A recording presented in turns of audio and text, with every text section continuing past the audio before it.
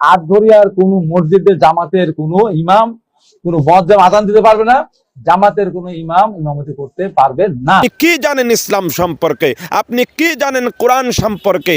আপনি তো কিছুই জানেন না, কিন্তু আপনি আলেমের বিরুদ্ধে কথা বলেন। আপনি সাহস নিয়ে কথা বলেছেন কোনো জামাত ইসলামের কোনো ভাইয়েরা মসজিদে ইমামতি করতে পারবে না। তাহলে এদেশে একমাত্র বাংলাদেশ জামাত ইসলাম, ইসলামী আন্দোলন, হেফাজতে ইসলামের আলেম ওলামা ছাড়া এদেশে কিন্তু বিএনপির মধ্যে যে সকল আলেম ওলামা আছে আপনারা ভালো করে খোঁজ নিয়ে দেখবেন, যদি থেকেও থাকে তাদের ইসলাম সম্পর্কে, নবী সম্পর্কে, কোরআনের সত্য অমীয় বাণীগুলো পৌঁছে দেওয়ার জন্য তারা কাজ করছে না, দুনিয়াবি ফয়সালা নেওয়ার জন্য তারা কাজ করছে। এই জন্য আপনি যে কথা বলেছেন এই জনগণের কাছে আপনার আজকে আপনাদের মাঝে এমন একটি বিষয় তুলে ধরার চেষ্টা করব। আজকে বাংলাদেশের পরিস্থিতি এমনভাবে দিন দিন নিম্ন স্তরে নেমে আসতেছে, না বললেই নয়। আমি বলতে চাই, আমরা এই বাংলাদেশের মানুষ সকলেই এদেশে চলাফেরা করি, উঠা বসা করি, কিন্তু আটঘরিয়া, দেবুত্তর, বিএনপি এবং বাংলাদেশ জামাত ইসলামকে কেন্দ্র করে আমরা সকলেই অবগত কোন কারণে বাংলাদেশ জামাত ইসলামকে বিএনপির ভাইজানরা দেখতে পারছে না। বিএনপির যে সবাই খারাপ তা নয়, আবার সবাই ভালো তা নয়। আজকে এদের কিছু সংখ্যক লোকের জন্য আজকে আলেম উলামা লাঞ্ছিত, অপমানিত হচ্ছে। আজকে আমরা দেখেছি বিভিন্ন মিডিয়ায় এবং বাস্তবতায় আল্লাহ রাব্বুল আলামিনের ঐশী মহাগ্রন্থ আল কোরআনুল কারীম, সেই মহাগ্রন্থ আল কোরআনুল কারীমে আল্লাহর দান, প্রদত্ত দান, সেই দানের কিতাব 150টি প্রায় বাংলাদেশ জামাত ইসলামের অফিসে আগুন ধরিয়ে দিয়ে তারা পুড়িয়ে দিয়েছেন এবং ভাঙচুর করেছেন। আমরা আরও দেখেছি বাংলাদেশ জামাত ইসলামেরও কিছু ভাই তার প্রতিবাদ স্বরূপ তাদেরকে তারা ইসলামী অনুযায়ী, নিয়ম অনুযায়ী তাদের অফিসেও তারা যখন বাংলাদেশ জামাত ইসলামের কোরআনকে ফুরিয়ে দিয়েছেন। এটা বাংলাদেশ জামাত ইসলামের কোরআন নয়, এটা বিশ্বের সমস্ত মানুষের জন্য আল কোরআনুল কারীম, সমস্ত জাতির জন্য আল কোরআনুল কারীম, সমগ্র পৃথিবীর মুসলমানদের জন্য আল কোরআনুল কারীম। হিন্দু খ্রিস্টানরা পর্যন্ত এই মহাগ্রন্থ আল কোরআনুল কারীমকে ভালোবাসে। এই হৃদয়ের স্পন্দন এবং প্রিয় একটি কিতাব যখন পোড়ানো হয়েছে, সাধারণ মুসল্লি থেকে শুরু করে এ মানুষ সহ্য করতে না পেরে তাদের অফিসও কিছু ভাঙচুর করেছে। ইতিমধ্যে তারা উগ্রতা দেখিয়ে, ক্ষমতা দেখিয়ে, আপনি ক্ষমতা দেখাতে পারেন আপনার বাসায়, আপনার বাড়ির আঙিনায় আপনি যেতে না দিতে পারেন, কারণ ও জায়গার মালিক দুনিয়াবি আপনি, ও ঘরের মালিক দুনিয়াবি আপনি। আপনি বলতে পারেন আমার বাড়িতে আসতে পারবে না, আমার জায়গায় আসতে পারবে না, আমার ব্যবসা প্রতিষ্ঠানে আসতে পারবে না, কিন্তু আল্লাহ রাব্বুল আলামিনের ঘর কারোর বাপ দাদার পৈতৃক সম্পদ নয়। আল্লাহ রাব্বুল আলামিনের ঘর কারোর ব্যক্তিগত ঘর নয়। আল্লাহ রাব্বুল আলামিনের ঘর সমস্ত মানুষের জন্য, সমস্ত মুসলমানদের জন্য ইবাদতখানা ঘর। সেখানে একটি সরকারি প্রতিষ্ঠান, আর এখানে কারোর বাপ দাদার নামে ঘরটা দেওয়া হয়নি। কিন্তু পাবনা ছিলাম যিনি আহ্বায়ক, আমি অবাক হলাম এত বড় দায়িত্ব কি করে হাবিবুর রহমান হাবিব সাহেবকে দেয়, এটা আমার বোধগম্য আসে না। এটা চিন্তার বাহিরে।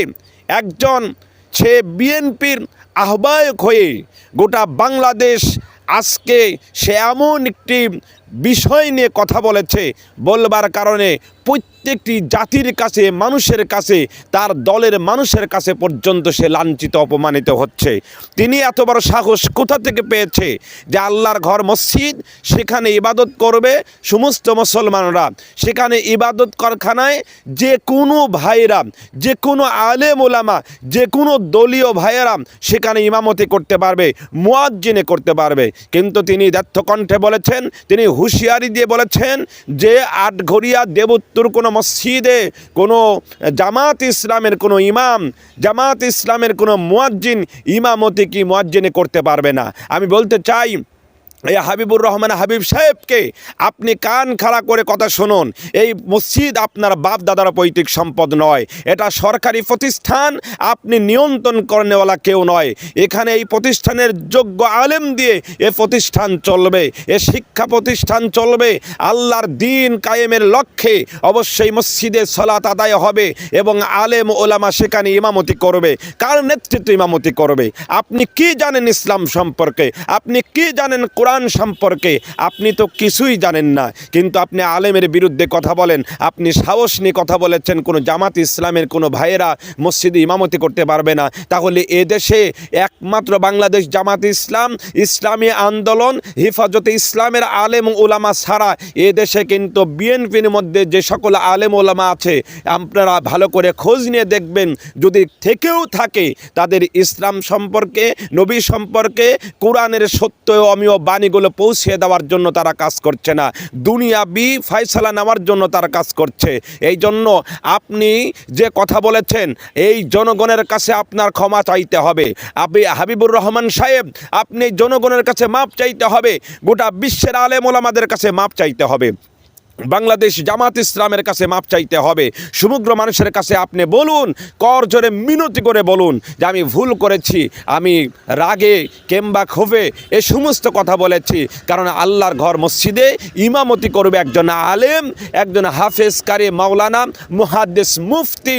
কিন্তু কোনো আলেম ওলামার বিরুদ্ধে যদি কেউ কথা বলে এবং মসজিদের বিরুদ্ধে যদি কেউ কথা বলে, বাপদাদার পৈতৃক সম্পদ যদি কেউ মনে করে, তাহলে তার ভুল ধারণা হবে। এদেশে আলেম ওলামা আছে, আলেম ওলামা থাকবে, ইসলাম আছে, ইসলাম থাকবে, মসজিদ আছে, মসজিদ থাকবে, মাদ্রাসা আছে, মাদ্রাসা থাকবে। কিন্তু সমস্ত প্রতিষ্ঠানগুলো সরকারি, আর সেখানে আপনি আপনারা এককভাবে কোনো কিছু করতে পারবেন না, কোনো ক্ষমতা দেখাতে পারবেন না। বিগত দিনে দীর্ঘদিন ক্ষমতায় থাকাকালীন আপনারা চোখের ফুর দেখেছিলেন। পূর্বের দিকে খেয়াল করে আপনারা দেখুন, সে সময় স্বৈরাচারী এক সময় আবু জেহেল ছিল, সে আবু জেহেল কিন্তু টেকে থাকতে পারে নাই। সে সময় স্বৈরাচারী ছিলেন ফেরাউন, মুসার সঙ্গে যুদ্ধ ঘোষণা করেছিলেন, সে মুসার সঙ্গে যুদ্ধ করেও কিন্তু ফিরাউন বাঁচতে পারেন নাই, হামান নমরুদ বাঁচতে পারে নাই। ইসলাম আছে, ইসলাম থাকবে। এবং বিগত দিনে আলেম ওলামাদের উপরে নির্যাতন নিপীড়ন করেছেন, কষ্ট দিয়েছেন, আঘাত করেছেন, বহু কিছু করবার পরেও তবুও এই আলেম ওলামা এই মাটিতে টেকে আছেন, বেঁচে আছেন। কিন্তু যারা আলেম ওলামাদের নখ দেখিয়ে, আঙ্গুল দেখিয়ে এবং বিভিন্ন সময় জেল ফাঁস দিয়ে তাদের অন্যায় অত্যাচার করে মসজিদ থেকে মারধর করে বের করে দিয়েছিলেন, জালসা পর্যন্ত করতে দেয় নাই, কিন্তু আজকে তারা কোথায়? আজকে তারা কোথায়?